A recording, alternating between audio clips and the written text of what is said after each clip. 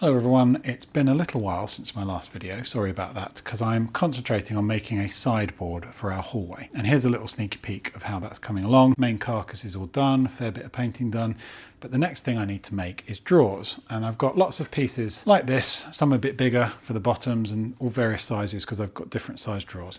36 in total that need a bit of painting. Even though I've got a big workbench, I don't really have enough space for every piece to be out flat while they're drying because some of them need painting on multiple sides and things. What I thought was it would be reasonably cool, by my definition of cool, if I could paint them but then stand them up vertically in like a rack, a bit like a dish rack that you do your washing up in, and have them dry that way, out of the way.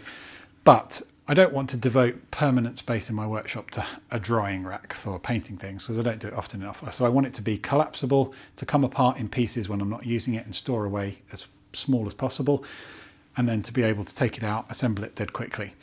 So what I'm going to use is some 3x2 CLS and some 12mm pine doweling, and I'm just going to see if I can make something very rough and ready that I can put together easily when I need it, that will have a good amount of slots for standing pieces up, and then I can take it apart when I'm not using it. So let's see how we go. First order of business is chopping things up on the miter saw. I don't have quite as much room either side because I've got this sideboard project on the go. I should hopefully have just enough space there. But look at this, the stickers B&Q use on their CLS, right? Come straight off, no problem. Why can't they use the same adhesive on the stickers they have on their MDF and plywood? No problem at all with these.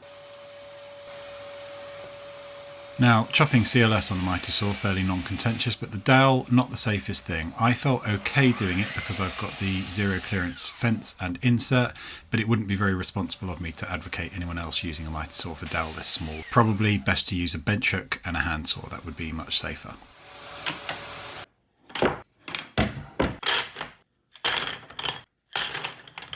Right, so I've got my long pieces, I've got my short pieces which will go in between, and obviously I've got a ton of these little things which will stand up along it. In order that I can take this apart, I'm not going to glue it together or do anything permanent. I'm going to use dominoes that are only going to be glued into the end mortises, and then I can take it apart easily, no probs. You could do the same thing with dowels, or you could just sort of screw it together every time and take the screws out every time. I'm sure there are other ways as well that you could make this a non-permanent thing that's collapsible.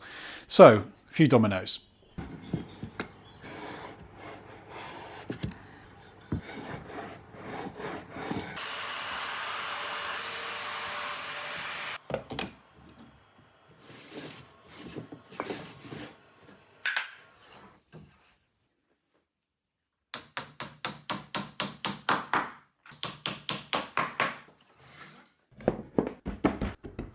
Okay, that's the frame together. I just need to mark down the center of the long strips to drill a load of holes for the dowels. Now, even without this paint that's currently in the way, I don't have a huge amount of space either side of my drill press, but I think if I clear all the stuff on the left hand side there, I've just about got enough space for a 1 meter beam to be drilling the holes. So let's see if I have.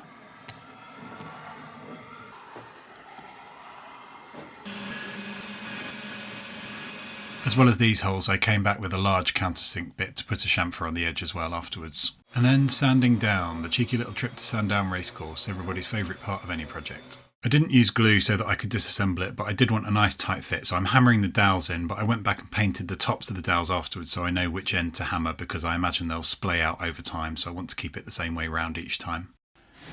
So there we go, a stand so that painted pieces can sit vertically while they dry.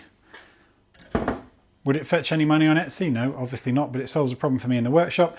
You can take it all apart, it's collapsible. These, even though this dowel was 12mm, I drilled 11.5mm holes because I wanted it to be a good tight fit in there. Try and pull them out, it's quite hard, but if you just wiggle them a bit like this, they loosen up and they come straight out. Thanks to a clerical error, I've got one hole extra for expansion, so if I find any extra 12mm dowel lying around, I'll sort that out. Total cost for the whole thing was under 40 quid. If you wanted to be super frugal, and like me, you've got a bamboo plant in your garden somewhere, you could just chop some bamboo canes off it and use that instead of this dowel. You probably find you're having to drill slightly different diameter holes for everyone if you wanted them to be a tight fit. So anyway, I'm happy with that. That will serve a job. So now I need to get back to making the sideboard because this was a little distraction just for half a day. So thanks very much for watching, and I'll see you in the sideboard video.